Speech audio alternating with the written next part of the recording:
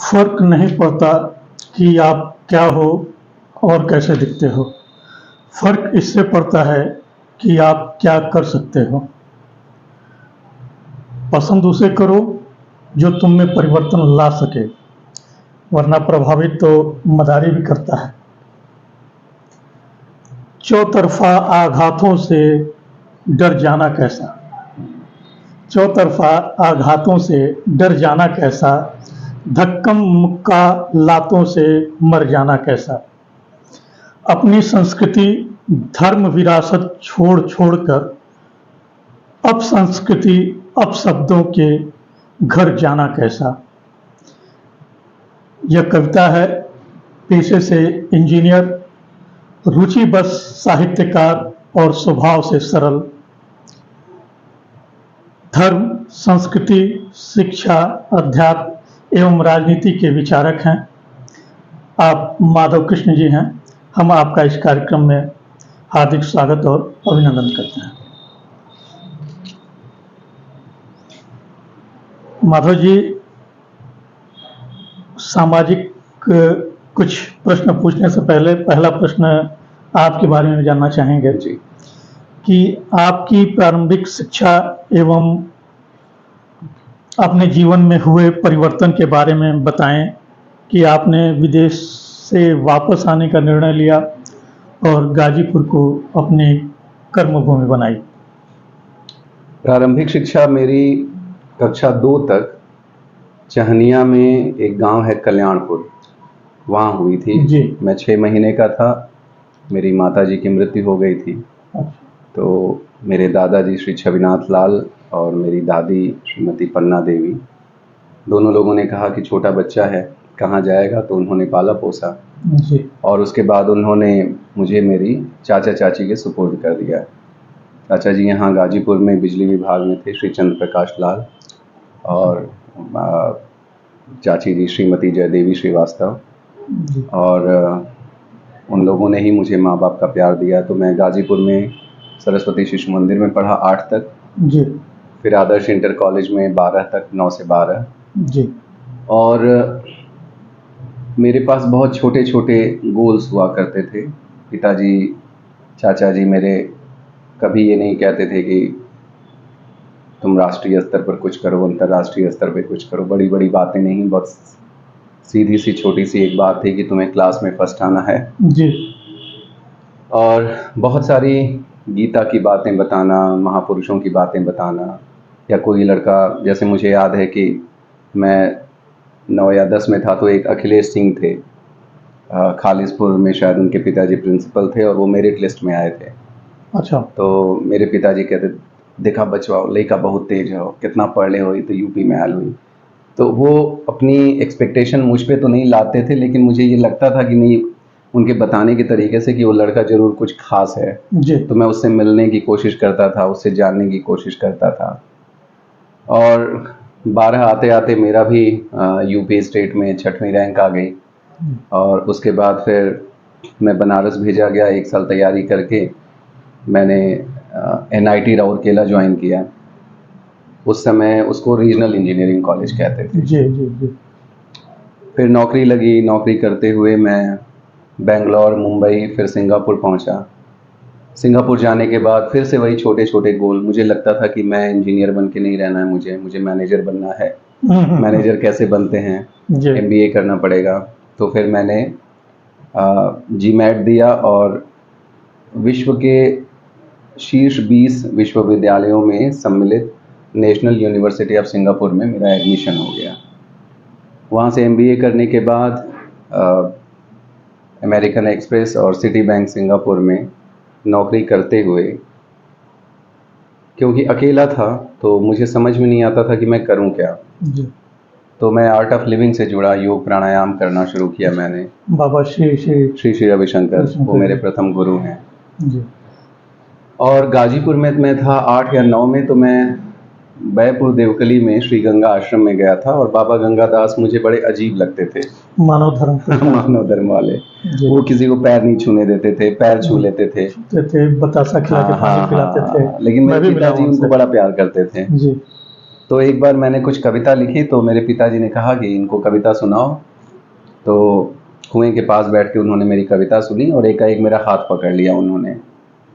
और हाथ पकड़ा तो मैं उतनी देर के लिए निस्पंद हो गया। मुझे लगा कि क्यों हाथ पकड़ा। अंदर से मुझे महसूस हो रहा है कि मैं इनसे हाथ छुड़ा के भागना चाहता हूँ, लेकिन वो हाथ जब तक ऐसे पकड़े थे मेरी कलाई में, उतनी देर तक शांत खड़ा था, हिला भी नहीं पा रहा था हाथ।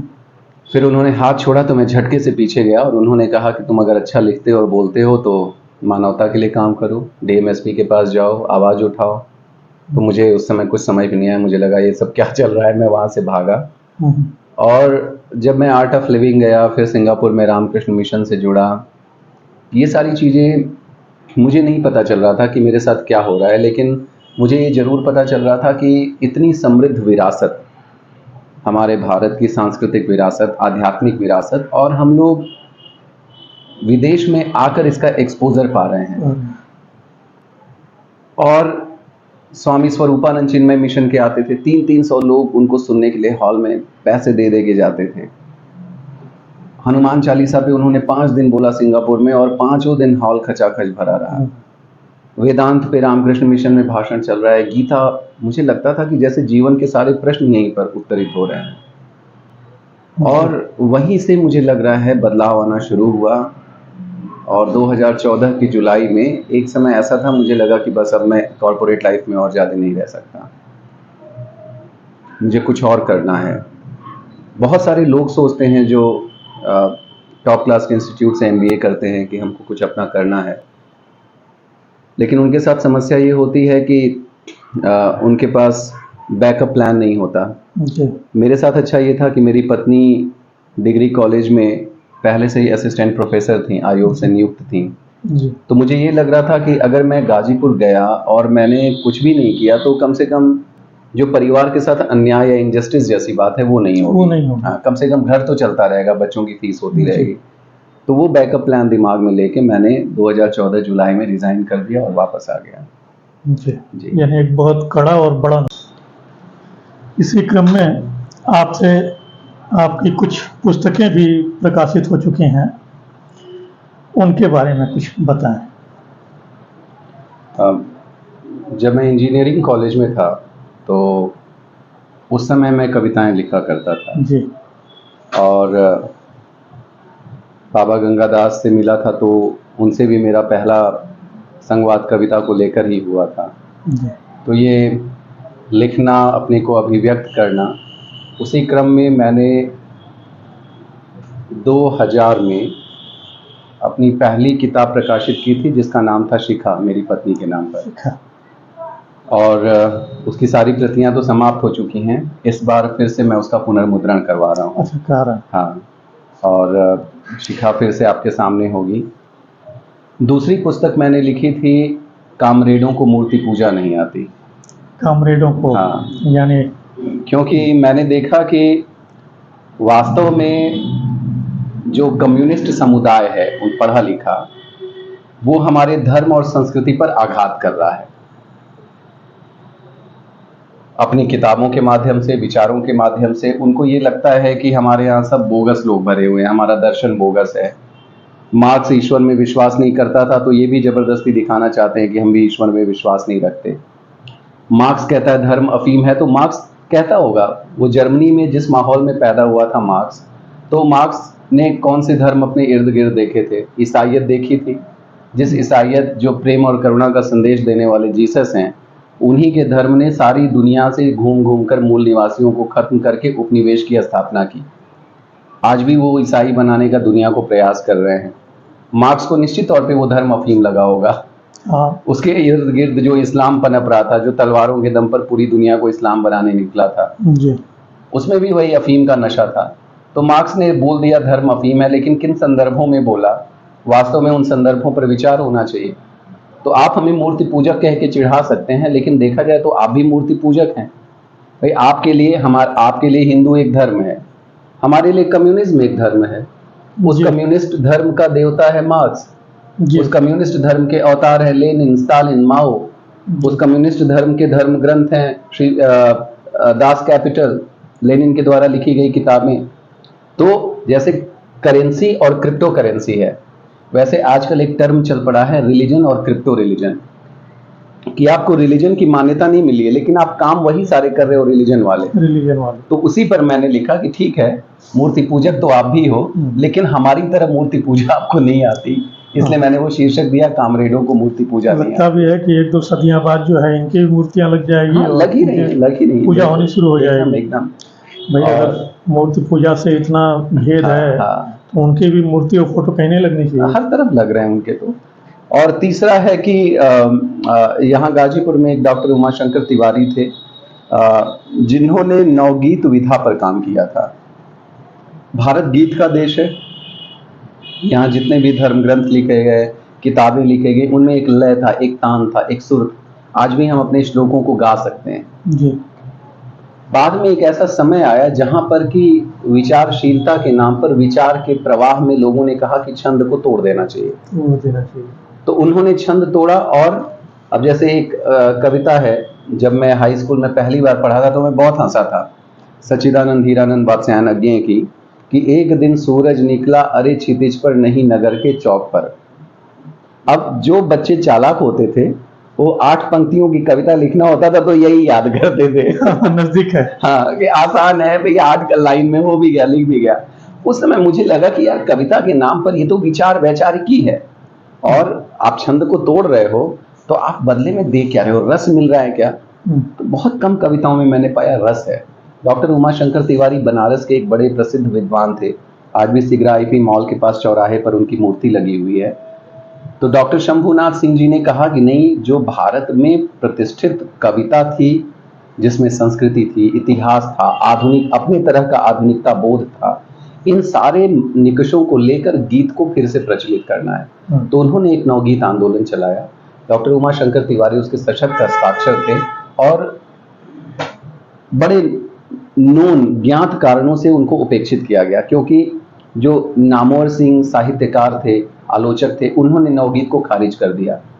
अब भारत के अकादमिक संस्थानों पे जो 60-70 साल से इन लोगों का कब्जा रहा है, तो अब नामवर सिंह जो बोलते थे वो लोग पीछे से वही बात दोहराते थे। तो नामवर सिंह ने नवगीत को खारिज कर दिया, तो इनकी तो बस की बात है नहीं कि नवगीत को स्थापित करें। तो गाजीपुर से जो भी 2-3 वामपंथी पत्रिकाएं साहित्य की निकलती थी, उसमें नवगीत और डॉक्टर उमाशंकर तिवारी को यथोचित सम्मान नहीं मिला। ये चीज डॉक्टर पीएन सिंह भी कहते थे। उनके सामने डॉक्टर उमाशंकर तिवारी के पुत्र डॉक्टर संतोष तिवारी, वो भी आज उस पत्रिका में सह संपादक हैं, तो वो पूछते थे कि आप डॉक्टर उमाशंकर तिवारी पर आज तक एक भी विशेषांक क्यों नहीं निकाले, तो वो बात को टाल जाते थे। तो हमने कहा कि एक साहित्यकार जो इतनी प्रसिद्ध विधा को लेकर चल रहा है, जिसके लिए उसको उत्तर प्रदेश हिंदी संस्थान से माननीय अटल बिहारी वाजपेयी जी से सम्मान मिल चुका है, तो उसको अपने ही जनपद में उपेक्षित किया जा रहा है, किया जाता है, ऊपर से दबाव रहता है, करेंगे तो मैंने फिर मैंने और मेरी पत्नी ने मिलकर तीसरी किताब जो मेरी आई है, हिमशिला की देह थे घटते रहे, ये उन्हीं की कविता से लिया गया है, देह थे घटते रहे। तो ये तीसरी किताब आई थी, संपादित है। इसमें डॉक्टर अवधेश प्रधान जैसे अच्छे विद्वानों के लेख भी हैं, डॉक्टर मानधाता राय जी का है, गणेश गंभीर नवगीतकार जी का है। फिर चौथी किताब भी आई है, जिसमें हमने एक संगोष्ठी, राष्ट्रीय संगोष्ठी करवाई थी मैंने शिखाने महिला महाविद्यालय में। तो उसमें जितने भी शोध पत्र पढ़े गए थे और व्याख्यान हुए थे, उनका संग्रह है। एक अदद शब्द के लिए, ये उसका शीर्षक है। उनका एक गीत था, एक अदद शब्द के लिए चलिए बाजार तक चले, मौसम का हाल पूछने ताजा अखबार तक चले। प्रसिद्ध गीत था। तो ये चौथी किताब थी मेरी, और 2 किताबें मेरी आ रही हैं, विचार संपुट और निबंध संपुट, समसामयिक विषयों पर है। तो यही कुल मिला के आपकी 5 पुस्तकें हो गई। 6। हाँ, शिखा हो गई, और उसके बाद क्या बताया आपने? हिमशिला की देह थे घटते गए। हाँ, एक अदद शब्द के लिए 5, विचार संपुट, निबंध संपुट 5 हुए, और एक कविता का और गया है मेरा संकलन। हाँ, वो आपने नहीं बताया था जी। अभी प्रेस में है, इसलिए कहानी। अच्छा, अभी उसका नामकरण नहीं हुआ है। अच्छा, चलिए, बहुत अच्छा रहा और आशा करते हैं कि बहुत जल्दी आएगी।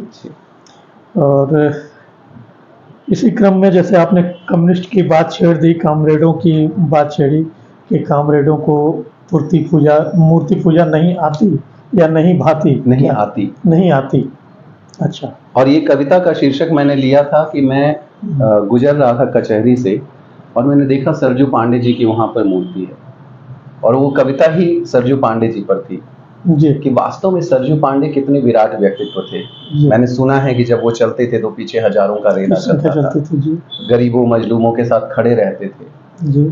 तो वो जो व्यक्तित्व था, अगर हम मूर्ति पूजा का मतलब है कि आपका जो रोल मॉडल है, आइकॉन है, आप उससे सीखो और अपनी लाइफ में इम्प्लीमेंट करो, तो आखिर क्या कारण था कि सरजू पांडे के बाद कोई सरजू पांडे नहीं पैदा हो पाया? नहीं पैदा हुआ। और अगर मूर्ति पूजा आपको नहीं भाती, हाँ, नहीं भाती तो आपको वहाँ मूर्ति नहीं लगवानी चाहिए थी। हाँ, वो एक तरह से धर्म है आपका। धर्म है, ठीक है, ये भेद है, और जिन्होंने भी ऐसा किया उनको सोचना चाहिए।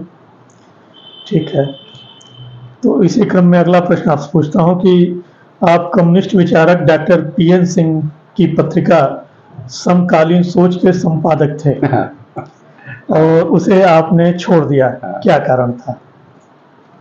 देखिए, पहली चीज तो ये है कि मैं जुड़ा क्यों जी। है ना, छोड़ने से पहले तो ये पूछ लें, क्योंकि मेरे जो बड़े ससुर थे डॉक्टर उमाशंकर तिवारी जी, वो डॉक्टर पीएन सिंह जी को अपना अन्यतम मित्र मानते थे। तो जब भी मैं विदेश से आता था तो डॉक्टर पीएन सिंह से मिलना होता ही था, वो मिलने आते थे। जी।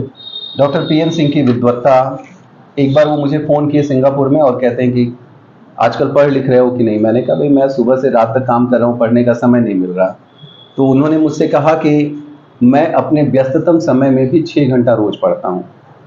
तो मुझे ये बात उनकी बड़ी प्रभावित की कि भाई विद्वान हैं तो निश्चित तौर पे उनके पास ये मेधा, ये प्रतिभा जो आई है वो एक कड़ी मेहनत का परिणाम है। तो डॉक्टर पीएन सिंह से मेरा जो गाजीपुर आने के बाद जुड़ाव था वो ये था कि एक आदमी जो थोड़ा इंटेलेक्चुअल टेम्परामेंट का है, उसको अपने आसपास इंटेलेक्चुअल लोग चाहिए जी।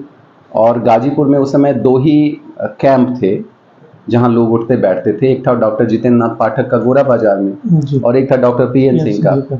तो जाता तो मैं दोनों जगह पे था, लेकिन डॉक्टर पीएन सिंह से बड़े पिताजी की वजह से भावनात्मक लगाव था। तो उनसे जो मेरा जुड़ना हुआ वो भावनात्मक रूप से जुड़ना हुआ। जुड़ने के बाद मैं पत्रिका में लिखता था, वो मुझसे लिखवाते थे, मैं उनकी किताबों की प्रूफ रीडिंग करता था। मुझे महसूस हुआ कि ये भावनात्मक जुड़ाव वैचारिक जुड़ाव नहीं है, और जरूरी नहीं है कि वैचारिक जुड़ाव हो। मुझे लगता है कि भावनात्मक जुड़ाव पे सारी बातें खत्म हो जाती है। जैसे रामकृष्ण परमहंस के पास स्वामी विवेकानंद जाते थे, तो जब रामकृष्ण परमहंस उनको काली माँ और प्रेम के बारे में बताते थे, वो कहते थे कि मैं ये सब नहीं मानता, क्योंकि वो ब्राह्मण समाज के थे और निराकार ब्रह्म की उपासना के लिए प्रतिबद्ध थे। तो रामकृष्ण परमहंस कभी डांट के कहते थे कि तू जब मेरी बात नहीं मानता तो तू मेरे पास आता क्यों है? तो स्वामी विवेकानंद कहते थे कि मैं आपकी बात मानने के लिए नहीं आता हूँ, मैं आपसे प्रेम करता हूँ इसलिए आता हूँ। और मुझे लगता है कि ये प्रसंग डॉक्टर पीएन सिंह के साथ यथावत था मेरा, कि मैं उनसे प्रेम करता था इसलिए जाता था, लेकिन उनके विचार मुझे पसंद नहीं आते थे। विचार क्यों नहीं पसंद आते थे? क्योंकि जब आप प्रगतिशीलता की बात कर रहे हैं जी, तो परंपरा की बात आने पर आप इतनी बिदक क्यों जा रहे हैं? परंपरा का मतलब ही है परम यानी जो श्रेष्ठ है, परा यानी जो अत्यधिक श्रेष्ठ है। तो हमारी संस्कृति में ऐसा तो है नहीं कि उदात्त तत्व नहीं है। ये और बात है कि समय के कारण जो धूल जम गई, व्यवहार जो आदर्श थे वो व्यवहार में परिणत नहीं हुए। तो आप व्यवहार पे जहां तक चोट कर रहे हो मैं आपके साथ हूं, क्योंकि व्यवहार पे चोट तो स्वामी विवेकानंद ने भी किया, आदि शंकर ने भी किया, रामकृष्ण परमहंस ने भी किया, गोस्वामी तुलसीदास ने भी किया, कबीर ने भी किया, ये सब हमारे पूज्य हैं। लेकिन आप में और उनमें अंतर कहां रह गया कि वो लोग चोट करते गए, लेकिन चोट करने के साथ रेफरेंस भी दिखाते गए। जैसे स्वामी विवेकानंद जब वर्ण व्यवस्था के विकृत जाति व्यवस्था स्वरूप पर चोट करते हैं, तो वो ये कहते हैं कि गीता में लिखा हुआ है, समम सर्वेषु भूतेषु तिष्ठन्तम परमेश्वरम विनश्यत्स्व विनश्यन्तम यह पश्यति स पश्यति, कि वास्तव में देखने वाला दृष्टा तो वही है कि जो सभी भूतों में समान रूप से बैठे परमेश्वर को देख पाए। तो स्वामी विवेकानंद व्यवहार पर चोट कर रहे हैं, लेकिन उस चोट का संदर्भ दे रहे हैं हमारी परंपरा से। आप क्या कर रहे हो कि आप व्यवहार पे चोट कर रहे हो और हमारी परंपरा को गलत सिद्ध कर रहे हो कि ये वहीं से आया है। इसका एक छोटा सा संदर्भ है कि श्रीमद् भगवत गीता जाति व्यवस्था को दार्शनिक आधार देती है, ऐसा उन्होंने अपनी किताब नायपॉल का भारत में लिखा है। और नायपॉल का भारत उनके प्रशंसकों समर्थकों के अनुसार सर्वश्रेष्ठ किताब है। जब उन्होंने मुझसे कहा कि भाई तुम्हें उस पर बोलना है, मैंने उस दिन 45 मिनट बोला और ऐसे ही अनेक बिंदुओं को उस किताब से उठाया और मैंने पूछा कि आप गीता का एक श्लोक उठा के मुझे बता दीजिए कि वो जाति व्यवस्था को दार्शनिक आधार देती है। कोई नहीं बोल पाया। पीएन सिंह कहे कि भाई मैं साहित्यकार हूँ, दार्शनिक नहीं हूँ, ये उनका स्टेटमेंट था। तो मैंने कहा कि मैं मानता हूँ कि आप दार्शनिक नहीं है, फिर आप दर्शन को उठाओ मत, क्योंकि जब आप दर्शन को उठाओगे उस पर चोट करोगे तो जो दर्शन को जानता है वो आपसे पूछेगा, और जब आप नहीं पूछोगे तो वो तो यही कहेगा कि भाई आपने गालमेल किया है। यही चीज मैंने बनारस के सदानंद शाही में देखा। सदानंद शाही उल्टा सीधा एक लेख में लिखते हैं वर्ण व्यवस्था के बारे में और चीजों के बारे में, और जब उनसे पूछा जाता है तो उनके चेले समर्थक नाराज हो जाते हैं। और मैंने कहा कि भाई आप जिन ग्रंथों की बात कर रहे हैं, कौन से ग्रंथ हैं जहां पे आपने ये पाया है? ब्राह्मण हैं, आरण्यक हैं, उपनिषद हैं, वेद हैं, है कहाँ? उनके पास कोई जवाब नहीं था। तो इन लोगों ने कुल मिला के जो घालमेल किया था, जब इस घालमेल पे मैंने प्रश्न पूछना शुरू किया, आप लेनिन को और मोहम्मद को क्रांतिकारी बताते हो और उसी कविता में आपका एक कामरेड है वो श्री कृष्ण को हत्यारा बताता है। प्रश्न तो पूछना पड़ेगा, और जब आपके पास जवाब नहीं होगा तो मैं तो उसको फिर हाईलाइट करूंगा। और यहीं पर मुझे लग रहा है कि इनके प्रशंसकों को, और डॉक्टर पीएन सिंह तो मुझे लग रहा है कि बहुत पढ़े लिखे आदमी थे, खुद आलोचक थे तो आलोचना झेल जाते थे, लेकिन इनके प्रशंसक और जो इनके टीम में थे वो लोग ये सब झेल नहीं पाए। तो जब मैंने गांधी विशेषांक एज अ संपादक एडिट किया तो गांधी विशेषांक क्या लंबा सा मेरा लेख था, लगभग 8-10 पेज का, क्योंकि उसमें बड़ी बातें मुझे कहनी थी। और वो समकालीन सोच पत्रिका का जो वामपंथी रुझान है उसको वो सेंट्रलिस्ट पत्रिका बना सकता था, वो संपादकीय, क्योंकि मैंने वहां दिखाया था कि जो गांधीवाद है वो वामपंथ, दक्षिणपंथ और अंबेडकर पंथ, इन तीनों विचारधाराओं को अपने में समाहित करके इनसे भी श्रेष्ठ है। तो दक्षिण पंथ और अंबेडकर पंथ से तो बहुत प्रतिक्रिया नहीं मिली मुझे, लेकिन वामपंथ ने कहा कि भाई हमारे ही पीएन सिंह हमसे बोलते थे कि हमारे लोग कह रहे हैं कि तुम हमारे ही पेड़ में बैठ के हमारी जड़ खोद रहे हो। मैंने कहा कि मैं जड़ नहीं खोद रहा हूँ, मैं आपकी जड़ को और विस्तार दे रहा हूँ ताकि और लोगों तक पहुंचे। भाई आज गाजीपुर का एक दक्षिण पंथी या गाजीपुर का एक अंबेडकर पंथी क्यों आपकी पुस्तक पढ़ना चाहेगा, पत्रिका पढ़ना चाहेगा? जबकि गांधी हैं, आप गांधी को देखोगे वो किसी को गाली नहीं देते हैं। गांधी अंबेडकर का भी कष्ट समझते हैं। गांधी जहां पर हमारी परंपरा में खोट है उसको भी कहते हैं कि भाई अगर शास्त्र और विवेक की बात होगी तो मैं विवेक को पकड़ूंगा, वो इतना विराट है। तो अगर हम लोगों को किसी भी बड़े काम के लिए अगर एक रोल मॉडल चाहिए तो आधुनिक इतिहास में गांधी से बड़ा रोल मॉडल नहीं हो सकता। अब ये सब इन लोगों को चुभने लगी तो एक दिन हमें बुलाया गया और कहा गया कि या तो तुम अपनी विचारधारा बदल दो या तो फिर पत्रिका छोड़ दो, संपादकीय छोड़ दो। तो मैंने कहा कि संपादकीय क्या, मैं सदस्यता ही छोड़ दे रहा हूँ ताकि कम से कम मैं एक ट्रू इंटेलेक्चुअल तो बना रहा हूँ, क्योंकि अगर मेरा विचार ही खत्म हो गया तो सब तो बचेगा क्या मेरे पास। विचार बड़ा महत्वपूर्ण है और विचार से ही जीवन है जी। चलिए, भारतीय जीवन पद्धति को आप कैसे देखते हैं? भारतीय जीवन पद्धति सहजता की पद्धति है, इसको मैं ऐसे ही देखता हूँ। जो आपके लिए सहज है, आप अगर कोस्टल एरिया में पैदा हुए हैं, आप नारियल पानी पीजिए, आप मछली खाइए। आप अगर सेना में जा रहे हैं, आप श्रमिक हैं, ज़्यादा श्रम की आवश्यकता है, आपको प्रोटीन की आवश्यकता है, आप मांस खाइए लड़ने के लिए। आप अगर इंटेलेक्चुअल हैं, आप कम खाना खाइए। तो यहाँ पर हर तरह के टेम्परामेंट को सहजता से एड्रेस किया जाता है। आप इसका पहनावा भी देखो, परिधान देखो, धोती कुर्ता। ओशो कहते हैं कि एक आदमी को अगर मुंह नाक खुला छोड़ दिया जाए और केवल प्लास्टिक रैपिंग जो एयरपोर्ट पे होती है बैग में, अगर वो प्लास्टिक रैप करके छोड़ दिया जाए तो वो 3 दिन में मर जाएगा। क्योंकि हर रोम सांस ले रहा है, रोम छिद्र सांस ले रहा है, हर छिद्र सांस हाँ। लेता है। तो वो कहते हैं कि तो अब आप इसको भारतीय परिधान से जोड़ के देखिए कि हमारा ये जो परिधान है धोती कुर्ता कितना खुला हुआ है। आराम से आप बैठिए, ध्यान करिए, कोई दबाव नहीं, पेट दबाने की जरूरत नहीं। वही आप पाश्चात्य परिधान देख लीजिए। तो हमारे यहाँ मुझे लगता है कि खाना पीना, पहनना, ओढ़ना, सोचना, हमारे यहाँ धर्म को जोड़ दिया गया।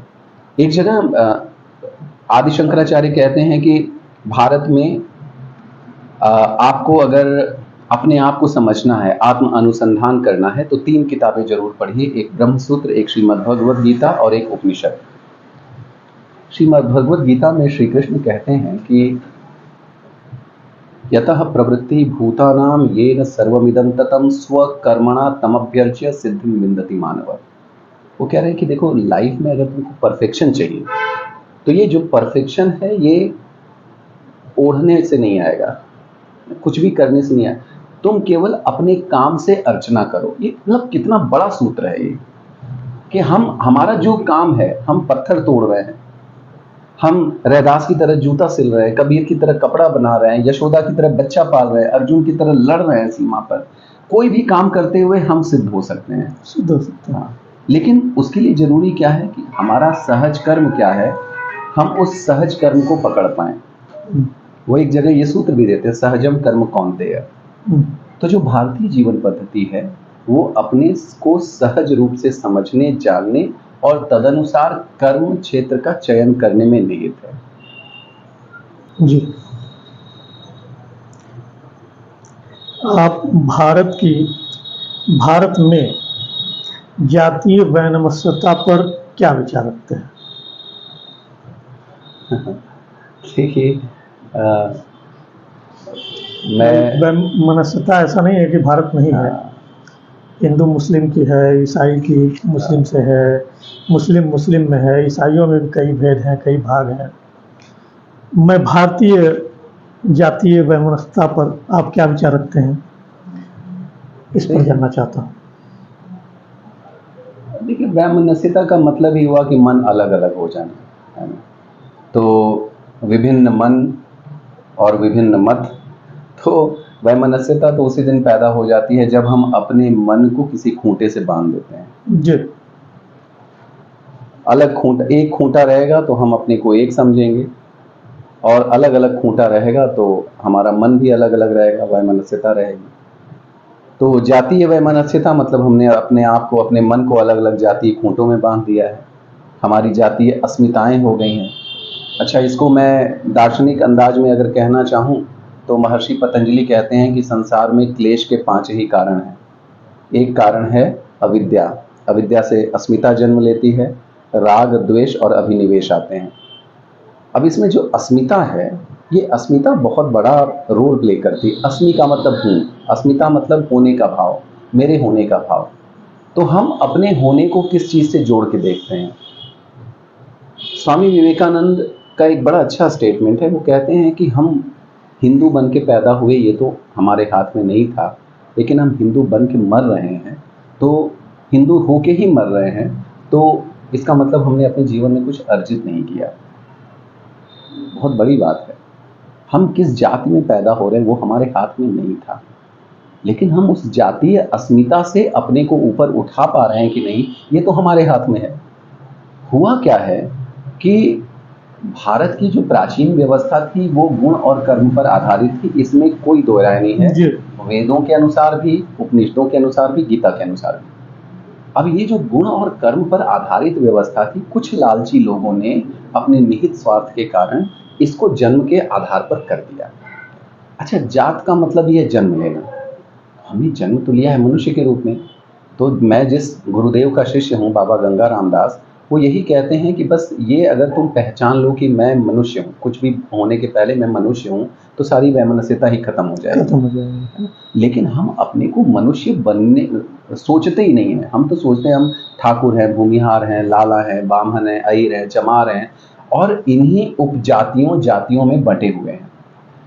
तो जातीय वैमनस्यता तो, और दिक्कत की बात यह है कि राजनैतिक, सांगठनिक, संवैधानिक स्तर पे हमारी जातीय अस्मिता को और मजबूत करने के प्रयास चल रहे हैं, उछाला जा रहा है। हाँ जी। अब जब जो राजनीति है उसका काम मत विभाजन से चलना है। जी। मत विभाजन के लिए वो अलग अलग जातीय दल खड़े कर रही है। आप देखें, एक निषाद पार्टी हो गई है ना? इसी तरह से मुस्लिमों के लिए AIMIM हो चुका है ना? ये अलग अलग जातियों का प्रतिनिधित्व करने के लिए अलग अलग दल खड़े हो रहे हैं। तो जब मत विभाजन होगा, जातीय अस्मिता हमको अलग अलग दलों से जोड़ेगी, हमारा मन भी विभाजित होगा, तो ये वैमनस्यता तो दूर होने का कोई चांस नहीं दिख रहा है। और खासकर आज के समय में, जबकि एक आप समझ लें कि इसको आप दलित आंदोलन कह लें, अम्बेडकरवादी आंदोलन कह लें या पिछड़ा आंदोलन कर लें, जो जातीय मतगणना कराने पर तुली हुई है, जो बामन ठाकुर और भूमिहार इनको मारो जूते चार का नारा दे रही है, इसकी प्रतिक्रिया में बिहार में क्या हुआ था? बिहार में माओवादी लोग इन्हीं लोगों को संगठित करके और सवर्णों की हत्या कर रहे थे। वहां पर इसकी प्रतिक्रिया में क्या हुआ? रणवीर सेना खड़ी हुई सवर्णों की, और फिर उन्होंने उन लोगों की हत्या करनी शुरू की, और 5 साल तक खूनी खेल चलता रहा। और जब तक दोनों पक्षों को समझ में आता कि अरे ये क्या हो रहा है, लालू यादव और बाकी लोग मिलकर बीच बचाव करते, तब तक बहुत देर हो चुकी थी, सैकड़ों जाने जा चुकी थी। यही चीज पूरे देश में चल रहा है इस समय जातीय मतगणना के नाम पर, और ये वैमनस्यता दूर होने का नाम नहीं लेगी जब तक हम अपनी जातीय लगता है कि आगे चल के 2 दशकों बाद या 3 दशकों बाद या कुछ समय बाद देश की अखंडता भी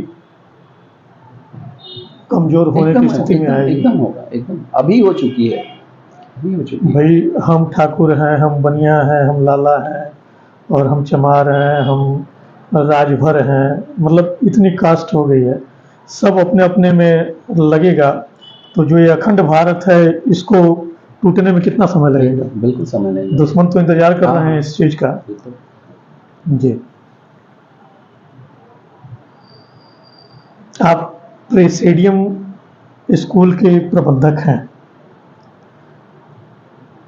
और जाहिर सी बात है कि विद्यालय में बड़े अच्छे अच्छे घर के बच्चे आते होंगे। निम्न वर्ग के बच्चों के लिए कुछ आपने सोचा है? इनफैक्ट मैं जब सिंगापुर से आया था और 2016 में विद्यालय की नींव डाला, तो मैं गायत्री मंदिर गया था। तो वहाँ एक दुकान में बैठी बूढ़ी महिला ने कहा था कि मार साहब तोरे स्कूलिया में अमीरें पढ़ियाँ कि गरीबों पढ़ियाँ। तो मैंने वही देखा कि ये सारा मसला जो है संवेदनशीलता का है। सरकार नियम बनाती है कि भाई आपके प्राइवेट विद्यालय में 25% लोग रहेंगे गरीबों के, गरीब कोटे के। कई विद्यालय मानते होंगे, कई नहीं मानते होंगे, लेकिन मुझे ये लगा कि जिसकी संवेदना इस स्तर पर है कि नहीं, किसी भी बच्चे को आर्थिक आधार पे प्रवेश देने से वंचित न किया जाए, तो वो निश्चित तौर पे ये काम अपने आप करेगा। तो उस महिला की वजह से पहले साल मेरे पास केवल 35 बच्चे थे, जिसमें से 10 बच्चे मैंने ऐसे रखे जिनको विद्यालय सपोर्ट करे। हालत बहुत ख़राब थी। अगले दिन का राशन कहाँ आएगा नहीं पता था, क्योंकि शिखा की तनख्वाह भी कर्ज में जाती थी। जो भी थोड़ा बहुत अर्जित करते थे, हम लोग ट्यूशन से वो टीचर्स को सैलरी देने में जाती थी। तो मुश्किल समय तो था, लेकिन मुझे सिंगापुर के एक अन्नपूर्णा रेस्टोरेंट का याद आता है कि उनका मॉडल था कि वो एक गुरुजी के भक्त थे। वो एकदम बढ़िया सा रेस्टोरेंट चलाते थे। आप उसमें जाइए, खाना खाइए और भरपेट खाइए। खाने के बाद आपके पास आपको जो भी लगे कि खाना इतने योग्य था, उतना पैसा दे के जाइए। तो मैंने कहा कि यही सिस्टम मैं अपने विद्यालय में क्यों नहीं लगा सकता हूँ। आज भी कुछ गार्जियंस कहते हैं भाई आपके यहाँ सैलरी जो बच्चों की फ़ीस है, ट्यूशन फ़ीस, वो वेरिएशन है उसमें।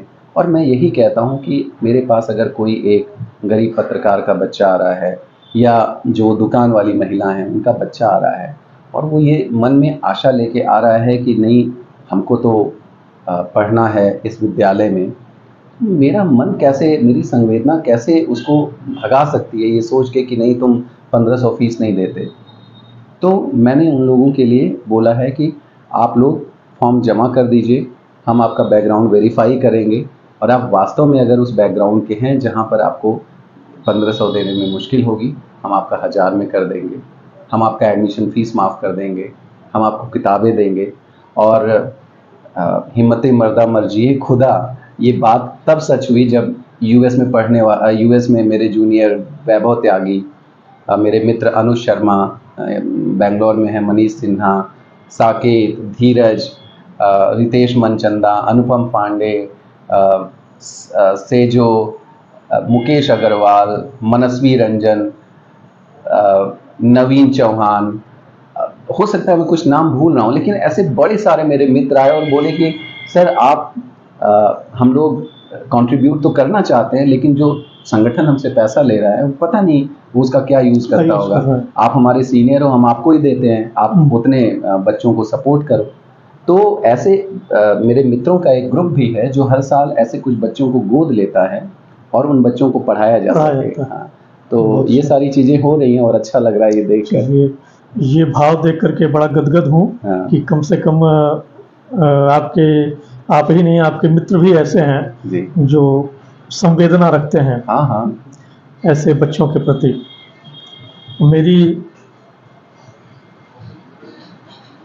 मेरे हिसाब से दुनिया आपके सलाह से नहीं बदलेगी, दुनिया आपके उदाहरण से बदलेगी।